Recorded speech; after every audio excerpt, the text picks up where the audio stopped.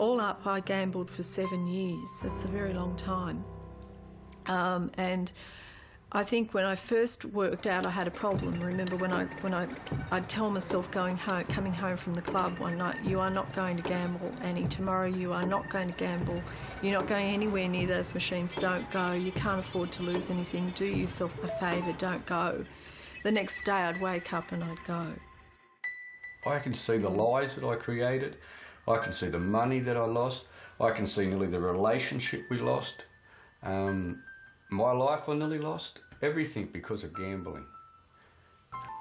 I was one of these people, one of those category of gamblers who believe there's a method to the machine, or there's probably a lot who do believe that.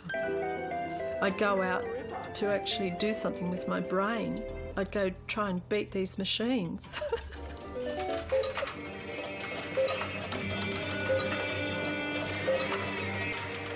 Well, it's a very great thrill to be joined by Tony Schilling, and we're going to talk poker machines. As you know, I love poker machines. I'm a poker machine freak. Tony, how come you know about poker machines? Well, I spent a lot of time at the university learning about subjects related to that. So I've been studying them for quite a few years. I'm also president of a research company, and we've done a lot of work for government and private industry in the design of these machines and testing them and seeing how they impact upon consumers and gamblers. Now, Tony, everybody's heard of people winning big on the poker machines. You would never hear about big losses. All you hear about big wins. That's right. So what happens is, have you ever gone around and told someone about the losses that you've had? No. You know, you don't go around and say, I lost a bundle today. But if you win big, if you hit the big prize, then you're going to go around and tell some people. And so what happens in conversation about these machines, they're going to say to somebody else, look, I know someone who won a whole bunch of money. And so what happens is your big win is going to be heard by, say, 50 people. What that means is you're 50 times as likely to hear about a big win or someone winning big and what they did with all the money as you are to actually experience the win yourself. I have been to clubs where, say, there's been a long weekend. It's just happened, like Easter or something, when a lot of people go in and they throw money down the machines. This is people just having fun, not necessarily gamblers, and they might put in as much as $50 or $20 and they walk away leaving that money in there. Well, gamblers know that, and they'll go along and they'll think, oh, look, there's a lot of people who don't know what they're doing here. They've put a whole lot of money in this machine. I'll just have to play it for 10, 20 minutes and play high, and then I'll probably win all that money. Urban myth. People say you're likely to be more lucky after a long weekend because the machines are full of money and therefore they must pay out. There's no truth to it, but a lot of people believe that. And they think, you know, over the long run, this machine has to pay out, and if a lot of people put money in and maybe a lot of them have lost, then I can win something on, say, Monday. That's false. And the reason is because every spin is independent. Now, what I mean by that is if you have 5 wins in a row, the machine doesn't remember that. The next time it plays, it's going to either win or lose totally independent of what's gone on in the past. So whether a whole bunch of people have lost a bunch of money on that machine or won a bunch of money on that machine does not in the slightest bit affect what happens when you step up to that machine and play it.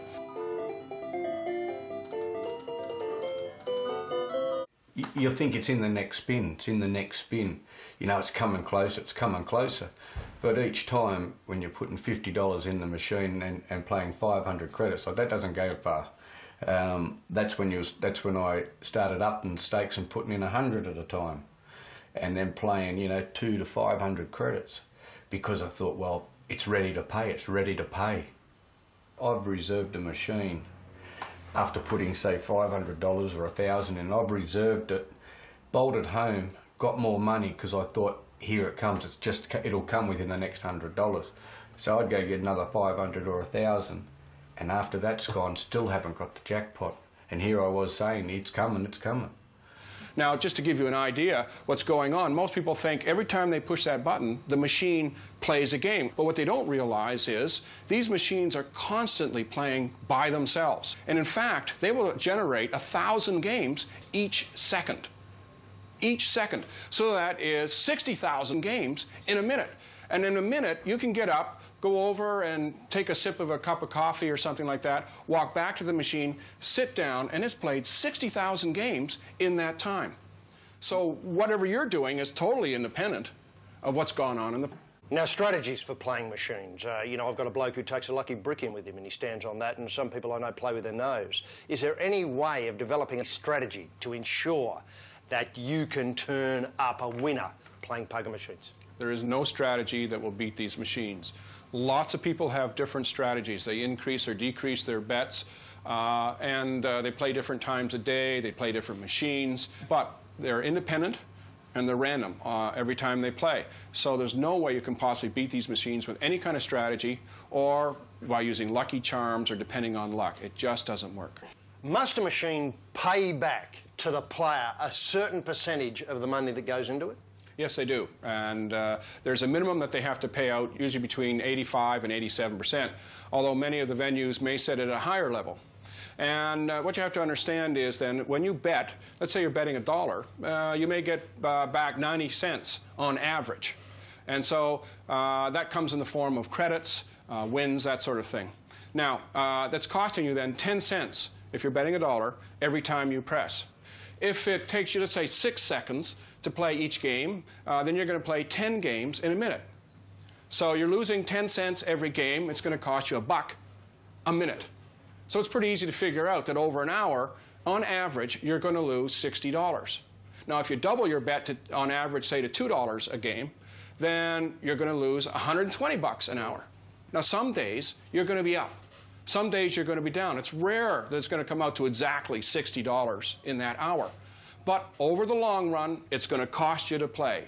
No matter what beliefs you've got about how those machines work, in the end, they take your money from you, and you have far, far less money, and it goes on and on and on. And the further you, the longer you go gambling, the more you lose. So that's the proof. It's not like, if my theories were correct, I might have lost for the first 6 months or year until I got the knack of the machines, and then I might start winning. But that didn't happen, did it? The big races were on, my bets were getting bigger, I felt more confident, and then I guess the luck ran out and it started to diminish after that. So I started losing, and it wasn't out of control losing, it was just, you know, I lost also in the beginning, but at the end of the day I used to be in front a lot of times in the beginning, and then at the day you'd be behind, and it got behind bigger because my bets were getting bigger. So it was like a bit of a snowball effect. There were days when I would put in as much as $1,000, and I could have kept going because I had shares I'd sell. I still had my house at the time. Well, I'm lucky I still do, but I had 2 houses then. I've lost one in the meantime. And then when the casino opened, I think that was when I really was into it big time, because my things were card games like blackjack and baccarat. It snowballed from there. The bets were bigger. I went on to larger, higher limit tables and things like that. So yeah, and it just went on from there.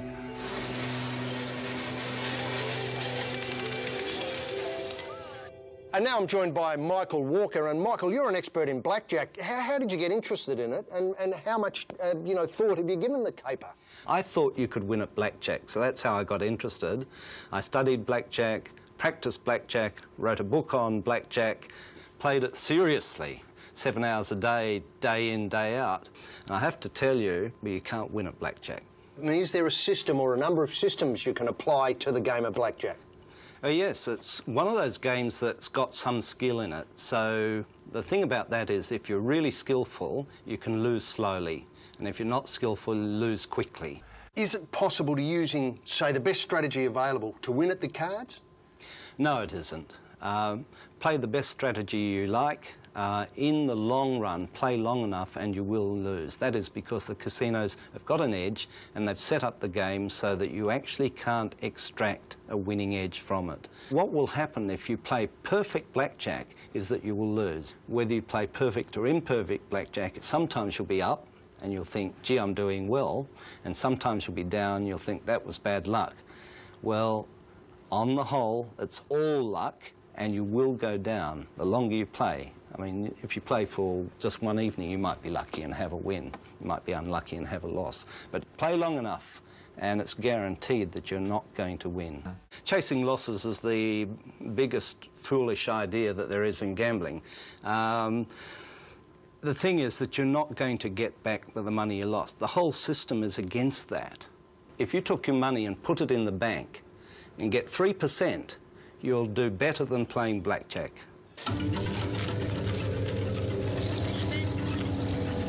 I started to get scared about the amount of money that I was losing, and I thought, gee, at this rate I could lose a substantial amount of money.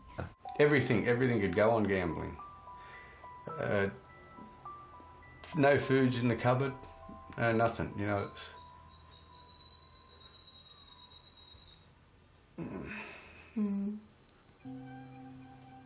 When you get to a stage where gambling is hurting your life a lot.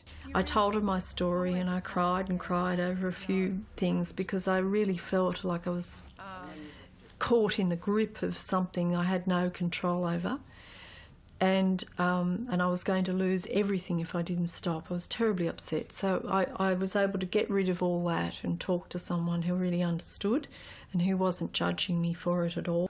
If we just have a look at this for a moment. She got me to also look very carefully and front on how much money I'd lost. And how much money, if I continued to gamble, how much more money I would lose and where I would be if I kept going.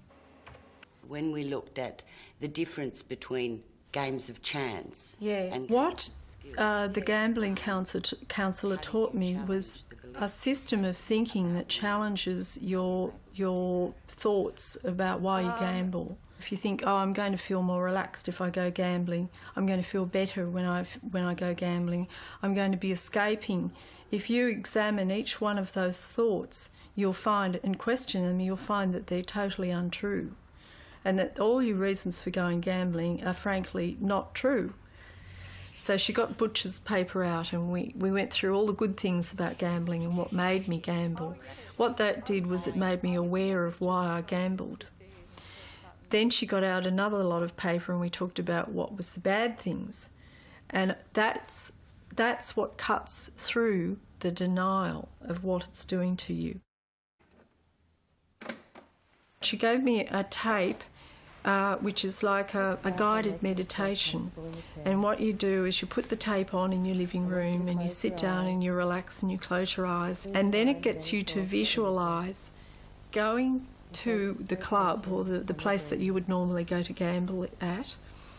And you visualise going and then you think, oh, hold on, I don't need to do this anymore, I can walk away. So you visualise yourself wanting to go and then pulling back and not going.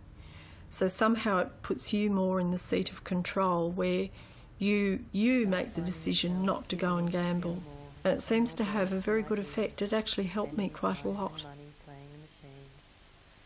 Don't ask me exactly how it works, I don't know. But it's got something to do with feeling more in control of your problem. After seeing Sondra by herself for maybe 3 months, I then went into a group that she formed of ex-gamblers. It's a support group. And I think these kind of groups are excellent. You all understand, you all accept each other, you know what it's like. That group lasted only probably for about 10 weeks and then unfortunately it stopped. It was around Christmas time or some holiday time or something and people couldn't come to it anymore, and so we had a break from it, and it was during that break that I took it up again. So my past, I think I probably relapsed for about 6 months maximum. And then I went back to her, could have been less than that, I forget. And you just learn from your mistakes. You just learn, why did I relapse? What went wrong there? I didn't stop immediately, but I stopped gambling about a week after I went to the counsellor. and how much continued to be put back in. I mean, basically it was strategies that she would help me with. That was what I didn't have before. I didn't know what strategies to draw on, and the strategies, they're all about, as I said, keeping money away from yourself, just having enough in your pocket to get food or whatever you needed to get, but keeping big money away from yourself. And also alternatives to gambling, what Sandra would call alternatives to gambling. So you think about what you could do instead that's healthy. Because remember, if you've been gambling for a long period of time, you don't have anything else in your life. What I found most helpful was getting fit. Being physically healthy is one of the most rewarding things and most strengthening things you can do for yourself. I started going to a yoga class, which was very good for me. I started walking more. Actually, one of the best things I did was go back to work. I went back to work full time, and it keeps you out of trouble.